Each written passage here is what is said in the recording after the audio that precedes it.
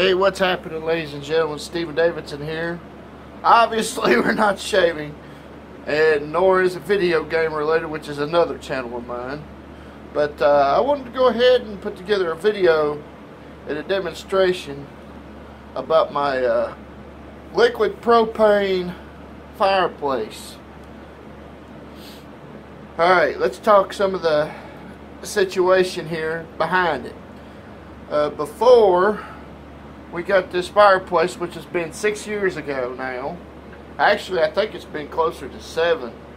But after I went down with my illness and the fact that we had electric heat, and before that we had mostly wood stove, we had to look for an alternative form of heat. And this liquid propane was it. Very economical. I'm going to go over the safety features and everything too. And I think we spent about $500 on it altogether. The mantle, this is one of those 30,000 BTUs ventless inserts that you can get at Lowe's or Home Depot. We went that route. And we didn't want to spend the extra money for the blower. However, we ended up getting one of those fans, and as you can see, it's running now for as a blower. Medium seems to be the sweet spot for it.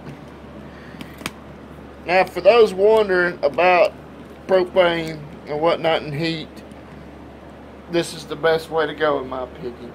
It's the off-grid living's dirty little secret, liquid propane. It's everywhere. It's economical, and the quality of heat is top shelf. Electric heat, whoever built this house put it in the ceiling, which is stupid.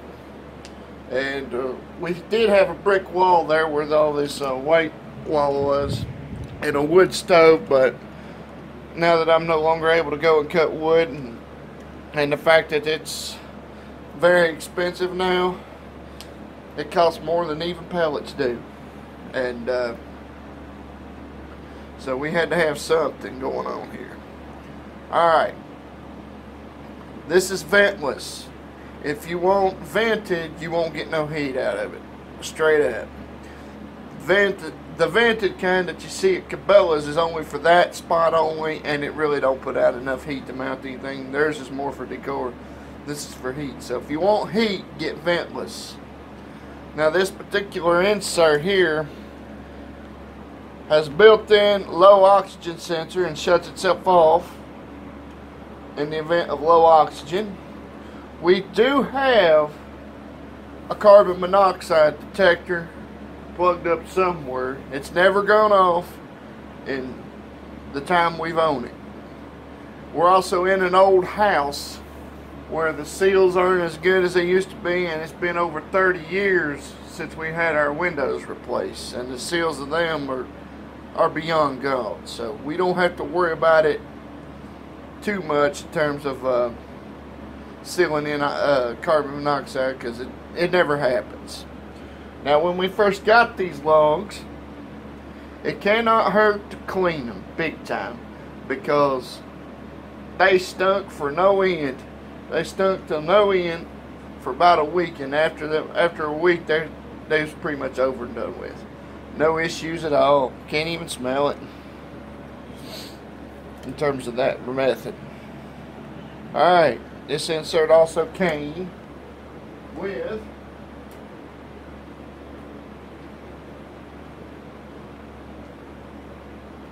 a remote. So you can see it says 74 degrees in here. If the batteries are good, which these are, I just put these in not long ago. Takes 2 AAA. The fireplace itself takes 4 AA. If the batteries are fresh like these are, then it's pretty accurate. But when it gets low, it's not quite accurate. In fact, let me demonstrate and turn this puppy off.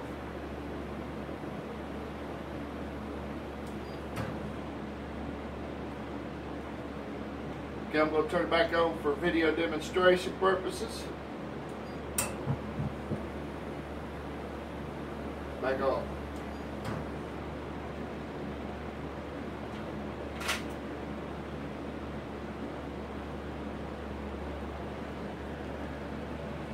Okay, I'll let the fan go for a couple more minutes to blow the remaining heat out. Okay, when I come back, I will be outside and I'll show you my tanks.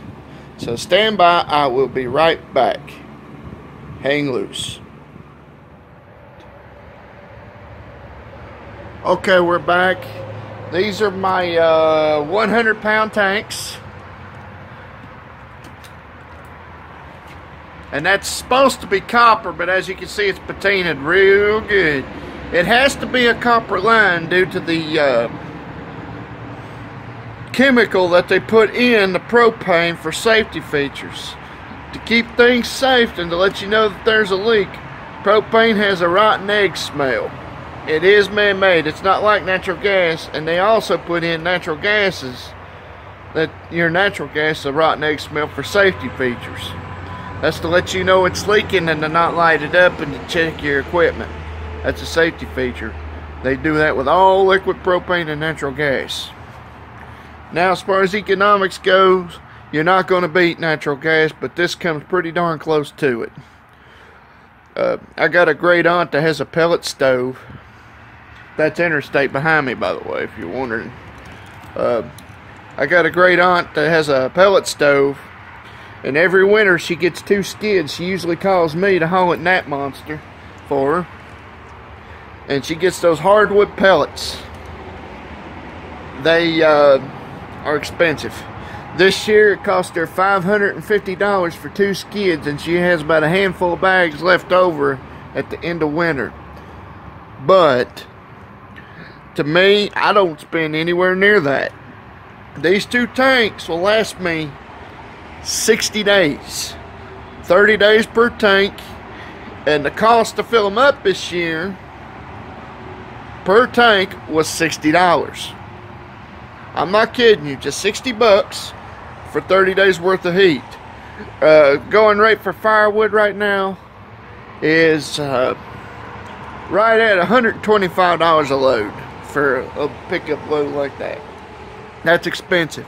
If you get a dump truck load, that's about $250 here. And we're in the state of Virginia, folks, and I got to tell you, there's plenty. I'll never see the day we run out of timber here. And the fact that they got a few programs that replaces trees often, yeah, that ain't happening. We ain't gonna run out of trees anytime soon here. So, for you tree huggers out here, you'll love this setup too. Because I don't have to cut down any more firewood. I don't have to split it. I don't have to be selective. None of that. There's no back-breaking work. One day, if not even a whole day, in about 2 hours, I got 60 days worth of heat. Not even that, I don't think. Take that long. Now, this tank I got it currently hooked to, as you can hear, it's not quite empty, but it's still got a chunk. And this one here, I just refilled. So I'm good to go on propane till next year at this point. And we're in December right now. So with that being said, okay, that's pretty much all I have to say about my propane heat. Oh, another thing about that insert I showed you is that the fact that I could switch sides for natural gas. It's dual fuel. So it's in my opinion, it's totally worth the investment. A friend of mine, Tim Schull, on my shave channel and whatnot, wanted to know about this, and he's thinking about getting propane heat too. It's totally worth it. If given the opportunity to go back to wood or coal or whatever, I won't do it. I'll stick with propane. And this is just one option. Up here on the corner, literally around the corner, I've got a Heritage propane place. It's bought out by somebody recently, but they still kept the name Heritage. They could bring propane to you if need be. They only got like 1/8 of a mile to go, if that, to deliver it to me. But with this, I still keep my independence, and I can still load and unload and go get propane when I need it. I usually back up to over here where I only have a foot drop, if that. And I don't even think it's a foot. And to unload the tank, so I don't do any heavy lifting. And the guys that fill it up usually help me lift it. So that's a good thing. But yeah. This is my old chimney, by the way. As you can see, it's seen its better days. But we do not mess firewood. We do not mess the mess and the cleanup and the labor that goes with it. Economics wise, I only spend about $250 a year on propane for heat. And that's about it. Actually, that is it. So when I come back in, I'll show you R2D2's cousin and go from there. So stand by, I will be right back.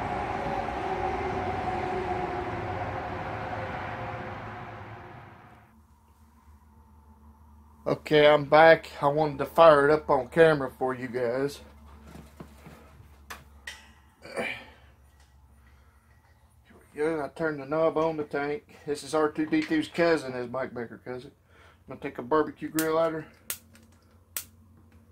strike it, boom. And I hold the knob here, the button over here, until it comes on, glowing red.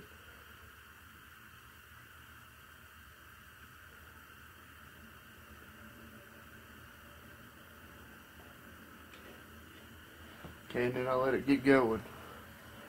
That's pretty much all there is to it. That's R2D2's cousin. That's on low. In about 20 minutes, I'll be sweating. High or medium. And that's high. Sounds like a jet. My buddy Keith Johnson likes this one. And Mike Baker likes it too. In fact, Mike Baker was the one that called it R2D2's cousin. Now, unlike my fireplace, there's no pilot to light. And the fireplace did have an ignition, electronic ignition. However, it's been gone for years, and I've just used one of these to light the pilot light. Sometimes it takes a few minutes, sometimes it takes no time at all. But that's pretty much easy to do and get things going. There's my Crown King shave scuttle in the background along with my strop, my pasted strop over on the left. But yeah, let me go ahead and turn this off. It's nice and toasty here now. Turn that off right there. Boom. And then I close the valve on the tank. Another thing I wanted to mention too, there are people out there who do rip people off in terms of firewood. What they'll do is take a boatload of pine. They'll fill up the bed of your truck. Pine's one of the worst things you could burn. It's a fire hazard waiting to happen. Fire department told me this. Puts off a ton of soot and creosote and tree sap and basically like pouring gasoline down your chimney on an open fire. And basically is what they told me. It says one of the worst ones you can burn. Well, one of the scams that they do here is they won't bring it during the day so you can't see. They'll put a boatload of pine in the center and then put good wood on the top of it. A lot of people that know about firewood won't let them bring a load after dark. So if you can't bring it to me tonight, bring it tomorrow during the day. And if they don't show up, then you know you just saved yourself some money because they was planning on ripping you off. Pine's one of the worst things you could burn, even in a rocket stove. I don't recommend it. And a rocket stove reburns all the wick gases, the creosote, the soot, and along with the tree sap, it gets burned twice. And the only thing that comes out of your chimney on a rocket stove is CO2 and steam. So there's nothing there. And with a pellet stove, it's even better because there's no creosote to deal with. There's not enough wood there to generate the creosote. But pellets aren't exactly cheap anymore. In fact, they've gotten expensive because the demand for them is high. But propane give me propane. It's easier, it's less expensive. I spend about $250 to $275 a year versus $550 a year on wood pellets. Two 100-pound tanks will last me 60 days. This thing right here lasts about a month too, and that's a 40-pounder. And in fact, I just got this one refilled with the other tank, and it cost me $70. So this was $10, the other was $60. And in 2 hours, I had everything hooked up and ready to go. Plenty of heat for a whole month and then some. So you're not going to beat the economics of propane. The only one that will beat the economics of propane is natural gas, but it does not burn as hot as propane does. Fact. You can look it up, you can Google it, or do whatever. Alright. Thank you for watching, and I will see you guys Wednesday for a shave of the day. Take care, and God bless. Have a good one.